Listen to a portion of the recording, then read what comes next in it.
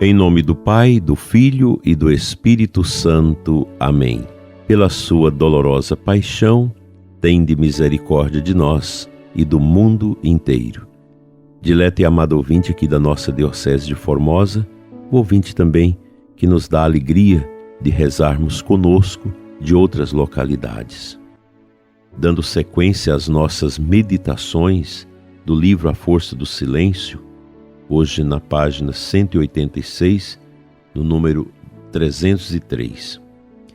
A pergunta do interlocutor do cardeal Sara é a seguinte: para enfrentar os males do mundo, o Papa Francisco chama a Igreja a ser um hospital de campanha. Como interpretar esta metáfora em termos desta nossa reflexão sobre o silêncio? Responde. Por um lado, temos a intuição inicial do Papa Francisco, generosa e essencialmente pastoral. E por outro, temos a hermenêutica dos meios de comunicação, secular e reducionista. Infelizmente, essa oposição não é nova. Bento XVI já denunciara a respeito do Vaticano II o conflito entre a visão dos padres conciliares e a hermenêutica midiática, relativista e falsamente progressista. É preciso reconhecer, no entanto, que essa expressão é um autodito apenas uma vez na história da eclesiologia e das imagens da Igreja. A Igreja é uma mãe fiel e amorosa. Ela é a mãe antes de ser uma estrutura hospitalar. É o corpo de Cristo, a esposa de Cristo. Representa o teto sob o qual se reúne a família de Deus. Ela educa, ensina e alimenta. Preocupa-se com a saúde física e moral dos fiéis. Eis o que fica encoberto sob a metáfora da Igreja como hospital de campanha. Ela é o corpo místico de Cristo e a família de Deus sobre a terra. Mãe e mestra, a Igreja ensina com segurança as verdades divinas a um mundo que tem sede do Filho de Deus, o caminho, a verdade, a vida e o Redentor de nossas almas. Ela é uma assembleia de oração, louvor e adoração, como no cenáculo. Todos eles perseveravam unanimemente na oração, juntamente com as mulheres, entre elas Maria, mãe de Jesus e os irmãos dele. Maria é membro eminente e inteiramente singular da Igreja. Seu tipo é exemplar, perfeitíssimo na fé e na caridade.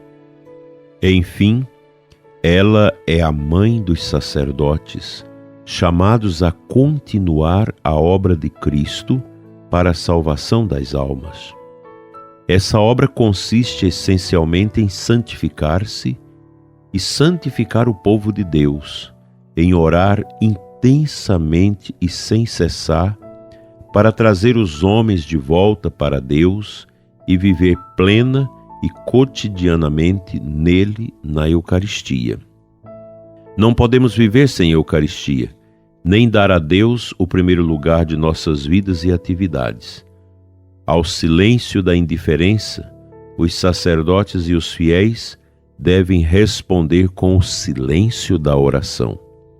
A doença do desinteresse é tratada pelos sacramentos, pelo ensino e pelo testemunho dos santos.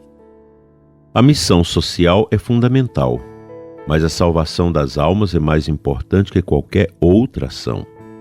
Salvar não consiste só em socorrer as necessidades materiais, mas, sobretudo, em conduzir a Deus, em converter, a fim de que os filhos pródigos voltam à casa do Pai das misericórdias. O primeiro e fundamental papel da Igreja é a salvação das almas. Dileto ouvinte, essas palavras são muito oportunas para nós nesses tempos oblíquos e confusos que nós estamos vivendo no mundo e também na igreja. O cardeal, retomando essa temática do Papa Francisco da igreja como um grande hospital de campanha, nos convida, e amanhã a gente vai dar continuidade a essa meditação, a sentirmos a igreja como aquela que cuida, que zela pela nossa salvação eterna. Nós não podemos querer uma igreja que atue somente no social, no cultural e etc. A principal função da igreja é salvar as almas. Eu sei que muita gente torce o nariz quando a gente fala de almas, porque muita gente já não quer mais usar essa temática, essa terminologia, diz que é atrasada, é coisa medieval. Mas não é não. Nós temos alma, nós somos corpo e alma, e a nossa missão como igreja neste mundo, missão precípua, é salvar as almas. A gente não vê muito essa preocupação, essa efusiva categoria de trabalho nosso a respeito desse campo tão importante e prioritário que é salvar as pessoas. A gente não pode limitar a ação da igreja apenas ao social. Essas teologias estranhas que surgem, como teologia da libertação e companhia, tenta a todo custo fazer a igreja se nivelar a uma ONG, coisa que o Papa Francisco já condenou várias vezes. A igualar a igreja a um hospital que cuida somente do corpo, mas ela é um hospital de campanha que tem a preocupação de zelar dos que sofrem, dos pobres, dos que passam fome, dos que são vitimados, dos que são perseguidos. Mas a igreja tem uma preocupação que nenhuma outra instituição neste mundo pode fazer, que é ajudar a pessoa a salvar a sua alma. Lembro, nós somos alma e corpo. A missão sua, Padre, em primeiro lugar, é cuidar da espiritualidade, zelar para que as pessoas caminhem para o céu. Se nós somos uma comunidade convertida, uma comunidade voltada para o mistério de Deus, com certeza nós vamos melhorar o mundo. Não se melhora o mundo sem a conversão pessoal de cada um de nós.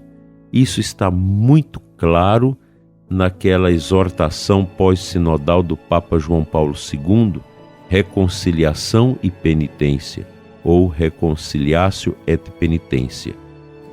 É uma encíclica, aliás, uma exortação pós-sinodal muito rica, e lá o Papa deixa bem claro esta finalidade da igreja nesse mundo, que é levar as almas a uma experiência de conversão, de mudança de vida, para que nós possamos mudar o mundo. Como nós vamos mudar o mundo se nós não mudamos a nós mesmos? Então esse discurso muito socialista da igreja, ele não funciona, ele não tem uma ressonância, e a prova disso é que nos últimos 70 anos nós perdemos muita gente por causa desse discurso.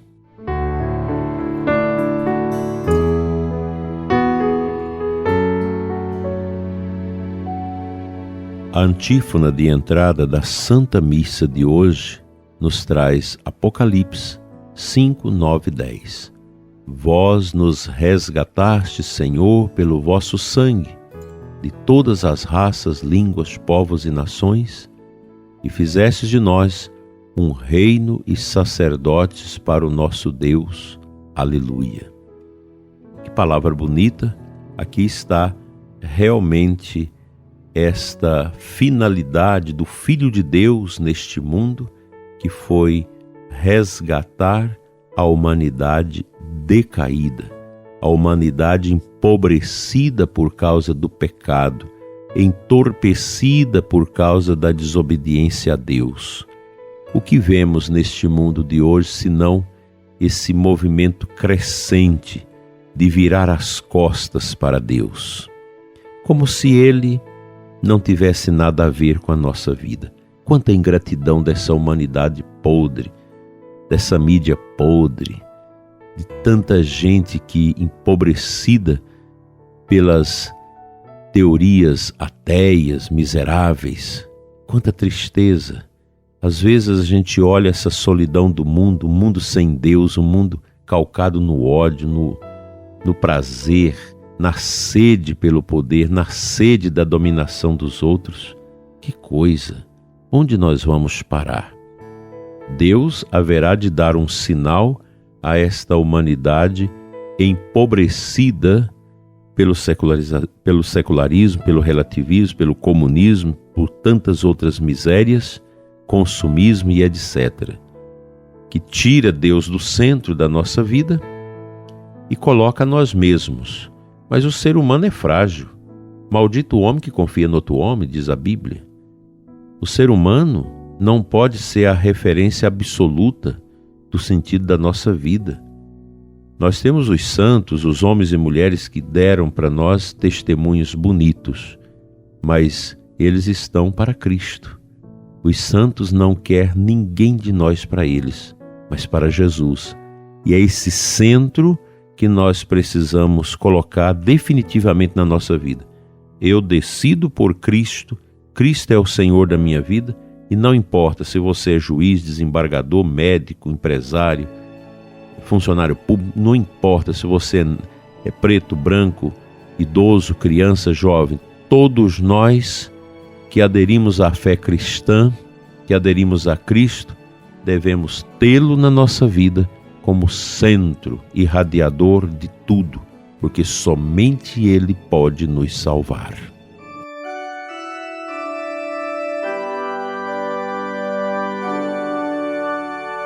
Senhor nosso Deus e Pai, Pai das misericórdias eternas, que deixou para nós a igreja como esse grande hospital de campanha. A exemplo daquele homem, Senhor, que foi machucado no caminho de Jericó e socorrido pelo bom samaritano, nós queremos entender a igreja como esse lugar de socorro, onde os remédios dos sacramentos nos dão a cura, a restauração e o fortalecimento para a nossa caminhada. Abençoa, Senhor, o católico que está longe da igreja, que não participa da missa, que não vai mais aos domingos à Santa Eucaristia. Dai-lhe a coragem da fé para voltar ao coração deste grande hospital de campanha que é a nossa Igreja Católica. Amém. Pela intercessão da Mãe Dolorosa, venha sobre você e sua família a bênção de Deus Todo-Poderoso, Pai, Filho e Espírito Santo. Amém. Abençoada sexta-feira para você e até amanhã, se Ele nos permitir.